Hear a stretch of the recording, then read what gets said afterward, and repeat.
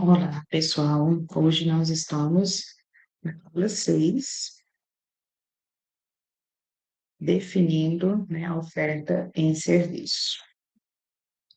Eu sou a professora Patrícia, então vamos aí falar um pouquinho, né, sobre esse tema. Definindo a oferta de um serviço.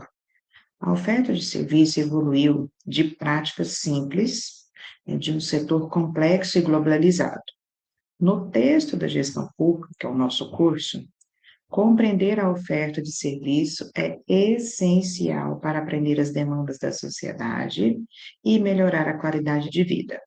Então, e este capítulo aqui vai abordar, né, como esses fatores econômicos, a sazonalidade e a inovação, né, influenciaram nessa gestão de oferta.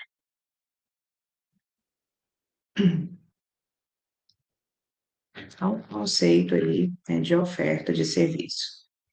Definição: refere-se à quantidade de serviço disponibilizado por um prestador de um determinado período. Então, assim, o que é, né, serviços, né? Então, assim, qual é a quantidade que ele prestou, né, que ele tem disponibilizado? Vamos pensar aí no gestor público. O gestor público, ele não vende produto, ele presta serviço. Um contador, ele não vende produto, ele também presta serviço, né? Então, o que a gente está tendo aí no mercado de ofertas de serviço? Fatores que influenciam a capacidade da empresa, tecnologia e inovação e disponibilidade de recurso humano. Porque quando a gente fala de serviço, né, o recurso humano é o foco maior, né? Assim, por quê? Porque quem presta o serviço é o humano, né? Por mais que de repente uma tecnologia colabora, mas é o humano quem faz, né? Por exemplo, a gente vai falar, o gestor público daquela prefeitura, né? Ele presta serviço para aquela prefeitura. Então, lá, o que é a capacidade da prefeitura?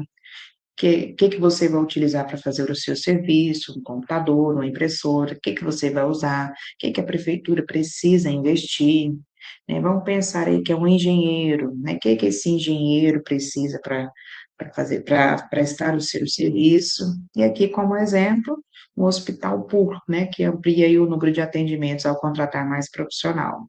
Então, se eu tenho profissionais que vão prestar serviços, né, na área da saúde, então, se eu ampliei aquele hospital, eu preciso de mais profissionais. Eu tenho na minha região, de onde eu tenho que trazer, né? Então, eu tenho que fazer essa análise, porque não adianta só abrir o hospital, se de repente naquela minha cidade, naquela minha região, não tem profissionais suficiente para atender, né, a demanda. Fica lá parado o serviço.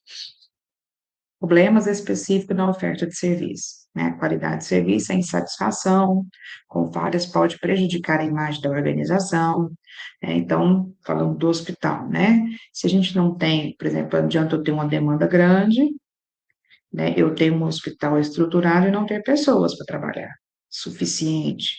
As pessoas, né, vão reclamar do serviço, que houve uma falha, eu não soube estruturar o atendimento, né? Então, assim, se eu tenho também um hospital, aquela pessoa que recepciona, que faz uma triagem, que dá todo o suporte para aquelas pessoas que estão indo procurar, né, o hospital, a escalonidade, né, o aumento da demanda sem estrutura adequada. Então, a gente vê até na foto, de repente, aquela minha região, eu estou com um hospital muito pequeno para a quantidade de pessoas que eu tenho que atender.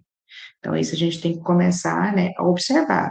Obviamente que talvez é só sazonal, talvez, por exemplo, é mais em épocas de gripe, que enche mais, depois é tranquilo. Então, a gente tem que observar isso aí.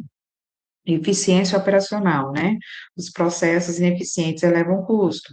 Então, assim, quando você tem, por exemplo, vamos falando de hospital, eu tenho lá um atendimento, uma triagem bem feita, eu tenho um pré, então, assim, eu tenho lá, conforme vai falar aí, assim, por exemplo, a unidade básica que me atende, o básico, então, eu evito o gasto, né, com pessoas internadas, então, assim, o custo vai ficando menor, que é o exemplo aqui, ó, falta de médicos em uma unidade básica gera fila e descontentamento, né? Então, isso causa custo, causa má qualidade, mau atendimento, né? Então, aquela população não está sendo bem atendida. Soluções para o problema na oferta, né? Então, assim, eu tenho que treinar a minha equipe, isso é importante, né? As meninas do atendimento, da limpeza, todas as pessoas que influenciam naquela prestação de serviço.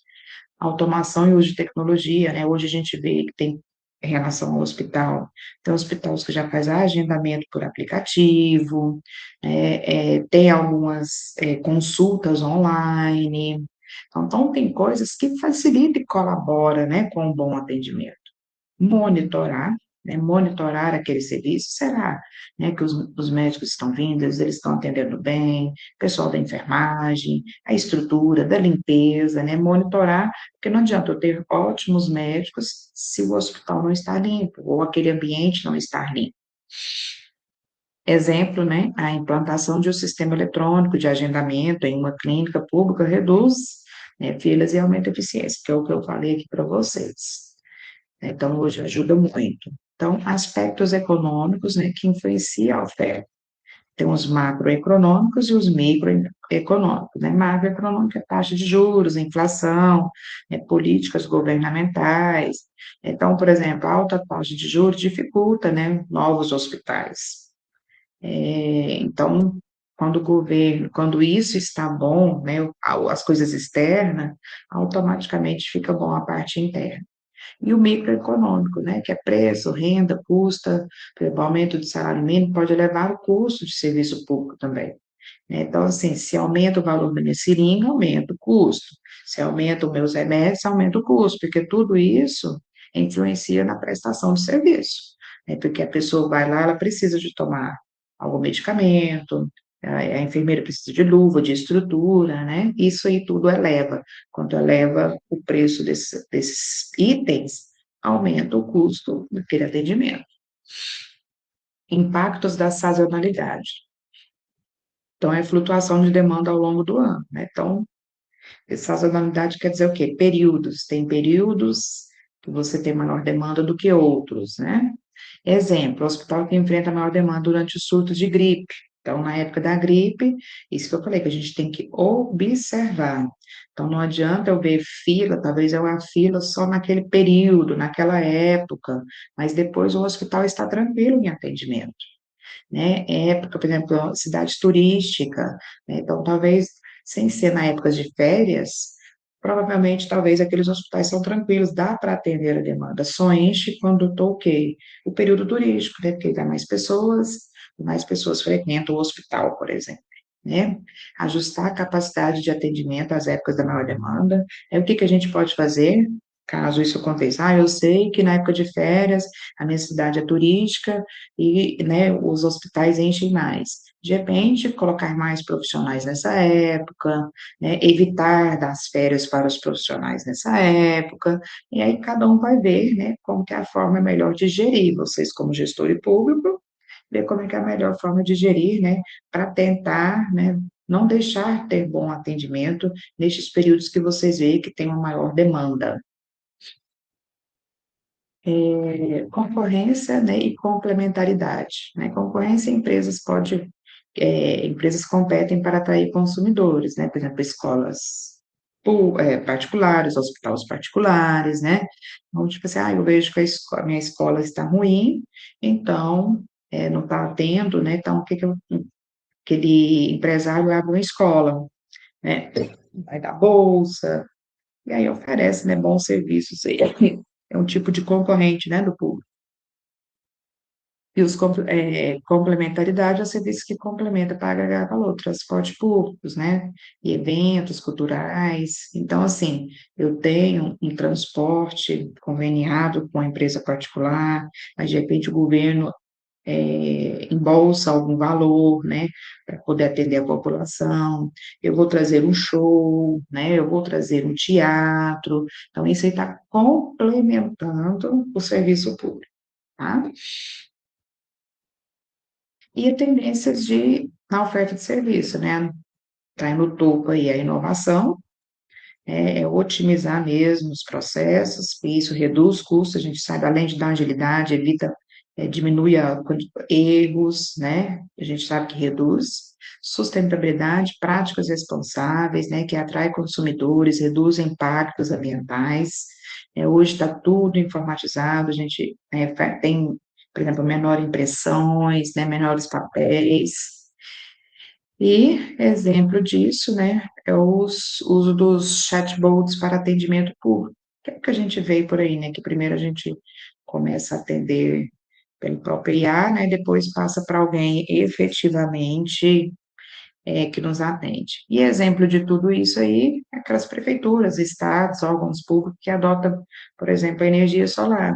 Então, ajuda a sustentabilidade, ela está economizando, né? Então, isso aí colabora aí para a redução de custo. E para finalizar, né, nossa aula aí,